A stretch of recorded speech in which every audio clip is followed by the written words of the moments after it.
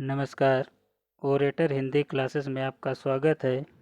आज हमारी online class में शीर्षक है छंद से रिलेटेड प्रश्न।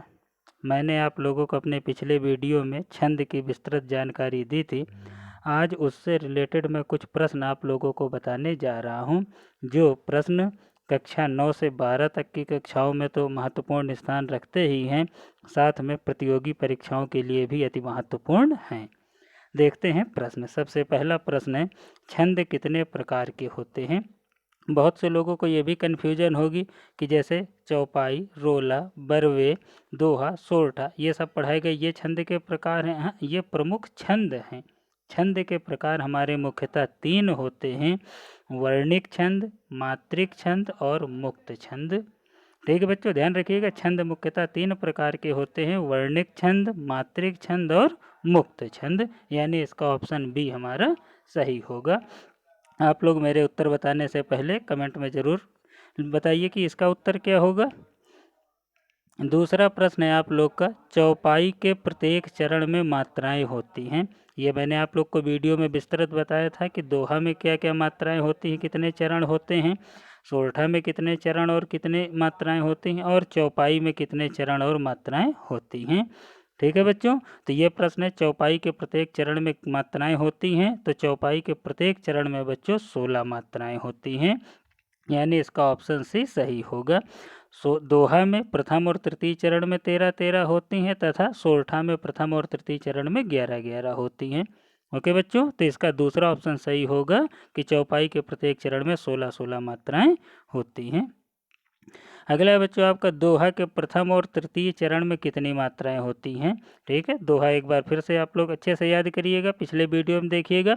दोहा में 4 चरण होते हैं, जिसके प्रथम और तृतीय चरण में 13-13 मात्राएं होती हैं।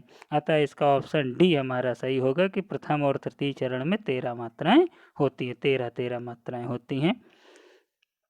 देखिए बच्चों, एक कुछ काव्य की पंक्तियां लिखी हैं और इन पंक्तियों से हमको बताना है कि इसमें कौन सा छंद है। तो लिखा है बच्चों, श्री गुरु चरण सरोज रज, निज मन मुकुर सुधारी, अबरनो रघुवर विमल जस, जो दायक फल चारि।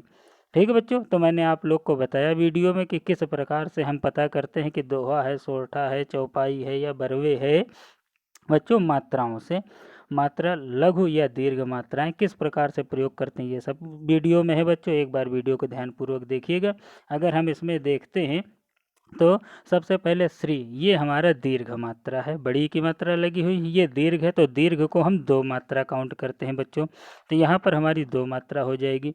गुरु में दोनों गा में छोटे हो की मात्रा है, ये भी लघु है, और रा में भी छोटा हो, यानी ये भी बच्चों हमारा लघु है, तो एक एक मात्रा काउंट होगी।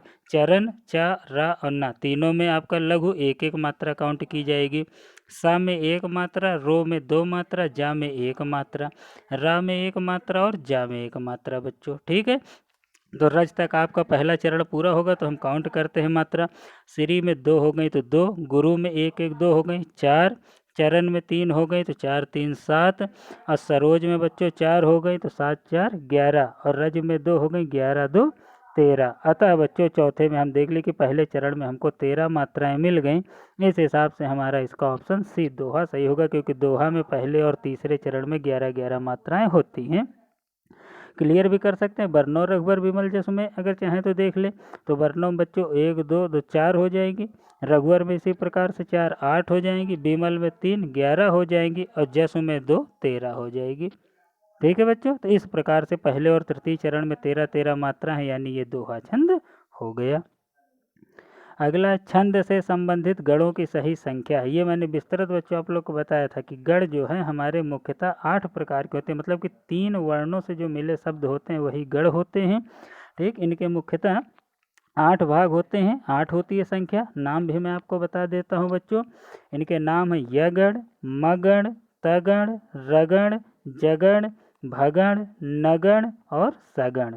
ठीक है बच्चों, इस प्रकार से 8 हमारे गण होते हैं, यानी इसका ऑप्शन सी हमारा सही होगा 8। फिर है बच्चों, छंद शास्त्र के प्रणेता आचार्य माने जाते। मैंने पिछले वीडियो में बताया पतंजलि आप सब जानते हैं, योग गुरु ही हैं, छंद शास्त्र से कोई मतलब नहीं होगा।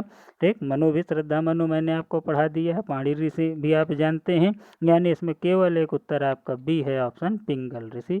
ठीक है बच्चों, यानी आचार्य पिंगल जो है छंद शास्त्र के प्रणेता माने जाते हैं। तो हमारे छठे प्रश्न का सही उत्तर होगा ऑप्शन बी, पिंगल ऋषि।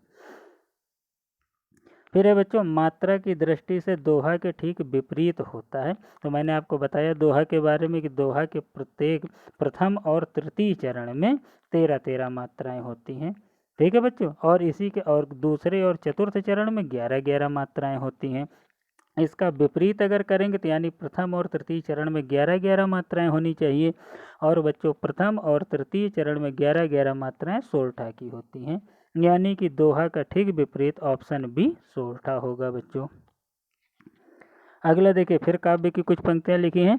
बिनु पग चले सुन बिनु काना, और कर बिनु कर्म करे विधि नाना। इसमें कौन सा छंद है बच्चों? फिर मात्रा देखते हैं। बिनु दोनों आपका लघु लघु है, एक एक मात्रा गिनी जाएगी। पग भी लघु लघु है, एक एक मात्रा गिनी जाएगी। 4 मात्राएं हो गई बच्चों। चले में एक लघु और एक दीर्घ है तो 3 मात्राएं हो जाएंगी, क्योंकि लघु 1 और दीर्घ 2, तो 7 मात्राएं हो गई बच्चों। सुने एक लघु एक दीर्घ, फिर 2 हो जाएंगे, 3 हो जाएंगे, तो 10 मात्राएं हो गई। बिनु में एक एक आ जाएगी बच्चों, 12 हो गई। और कान्हा दोनों में 2-2 हो जाएंगे, तो 4, 12, 4, 16। यानी बच्चों इसका ऑप्शन डी हमारा चौपाई सही होगा। ठीक है बच्चों, इसका ऑप्शन डी चौपाई हमारा सही होगा। नवा देखते हैं बच्चों। मूक होई वाचाल पंगु चढ़ई गिरवर गहन, और जासु कृपा सो दयाल द्रवहु सकल कलिमल दहन। ठीक है बच्चों, ये भी काव्य की पंक्तियां हैं, इसमें ही बताना है कि कौन सा छंद है। तो मूक, माँ में बड़े ऊ की मात्रा लगी हुई बच्चों, यानी ये दीर्घ होगा, तो मूक में 3 मात्राएं, एक दीर्घ एक लघु, 3 हो गई। होई में एक दीर्घ एक लघु, 3 हो गई, 6 मात्राएं। वाचाल में बच्चों 2, 2 और 1, तो 5 मात्राएं हो गई। वा में 2, चा में 2 और ला में 1 हो 5, तो 6, 5, 11 मात्राएं। ठीक है बच्चों, तो पहले और तृतीय चरण में यदि 11-11 मात्राएं हो तो सोरठा होता है।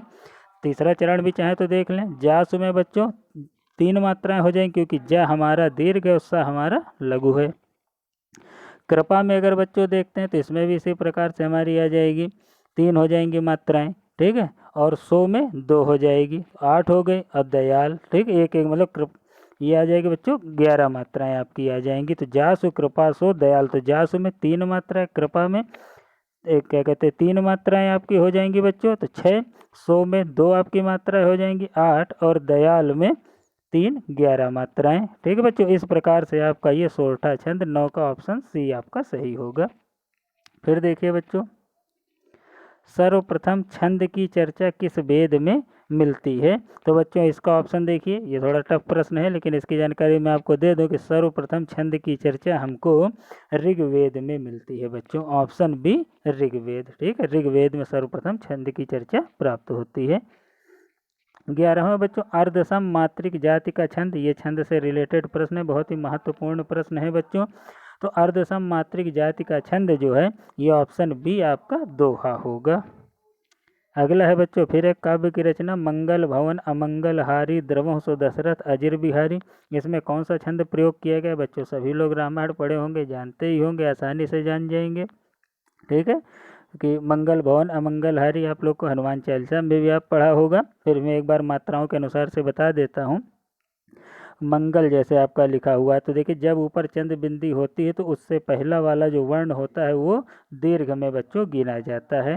ठीक है, और अगर वो दीर्घ है तो दीर्घ ही रहेगा, लघु है तो दीर्घ हो जाएगा।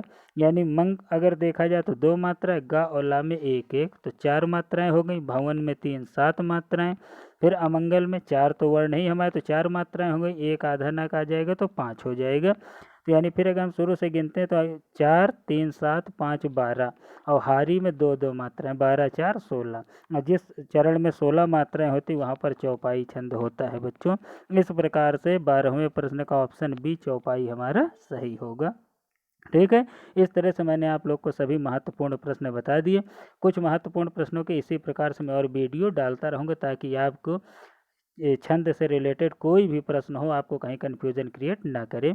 अगर कोई आपको दोहा या कुछ भी मन में हो जिसका उत्तर आपको समझ में ना आ रहा हो, तो आप उसका कमेंट बॉक्स में वर्णन करिए, उसका उत्तर मैं आपको दूंगा।